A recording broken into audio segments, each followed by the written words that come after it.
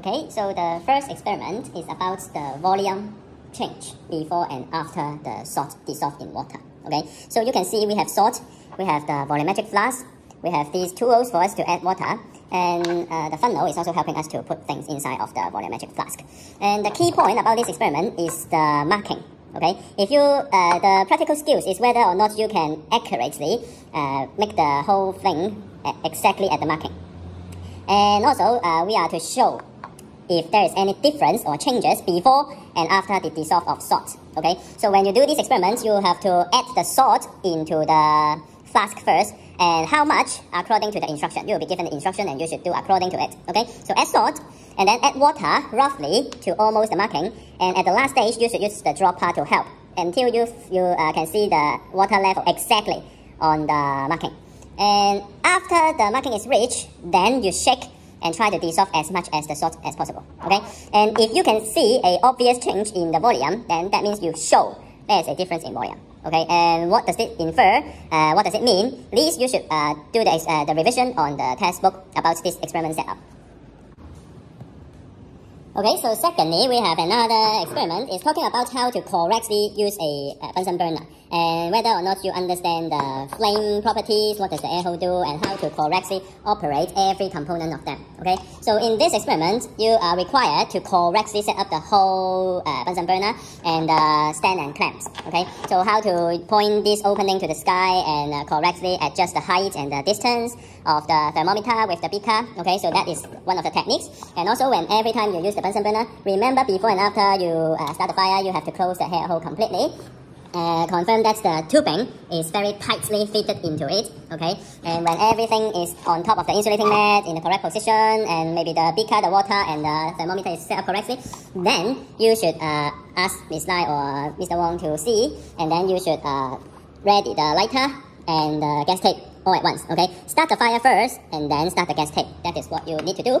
And since we will need to heat up the water by this Bunsen burner, so we might need to increase the flame to a higher temperature, so the air hole will allow more oxygen to get in, so it will become the non-luminous flame. So this will help the fire to be higher temperature and the water will be hotter. Okay, so our mission in understanding how the Bunsen flame works is to compare the temperature of water in every minute. Okay, so you take the readings and see how fast the temperature increase. Okay, and answer some questions about how to operate the Bunsen burner or what is the properties of the flames. Okay, and after that, you should also be able to return all the apparatus to the original form. But since all these are very hot, so do not touch it with your bare hand for safety reasons. And the third experiment is about how to operate this microscope, this light microscope. Okay, so what you need is the onion. Of course, there's nothing inside for now. When you do the experiment, it will be there. Okay, so when you take out the piece of onion, you have to peel off the very thin epidermis, and then you should get one piece of this slide and one piece of this cover. Okay, and only use 2 drops of iodine will be enough. Okay, and when you handle the very thin skin, this forceps will help you. Okay, try to lay it flat, do not let it curl up or fold it. Then when it is flat on the slide already, you can drop the iodine 1 to 2 drops and then cover it with the small square cover. And the technique is that if you lay the cover one side on the slide and then let go, usually it will drop flat and then spread the iodine. If there is still a little air bubble, try to remove them by pushing, and then you can put the whole slide in this place. Adjusting this clamp, you can fit the slide at exactly this position. Okay, and about how to operate the microscope, first of all, we usually pick the lowest, smallest number, okay, for the magnification, so that when you adjust this, you can be more easy to focus correctly. Okay, and there is 2 knobs, horizontal knobs, so that when you move it, it will control the front or back movement, or this one, left and right movement of your slide. Okay, so this is for controlling the position of your slide, and these 2 are for the platform height for focus. Okay, so this one will make the platform move up and move down very quickly. This one you almost cannot see the movement, but if you turn it enough times, you can also observe the change in the platform height. So this is the quick coarse adjustment knob, this is the fine adjustment knob. These 2 have similar function.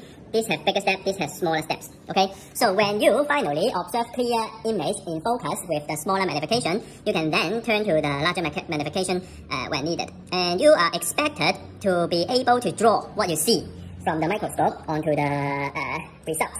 And also you will be expected to know how to operate this light microscope correctly, which include also opening the power of the light, okay? Maybe you need the light source, okay? And that is also included in your exam expectation, okay? So these 3 videos are the summaries before your real exam coming.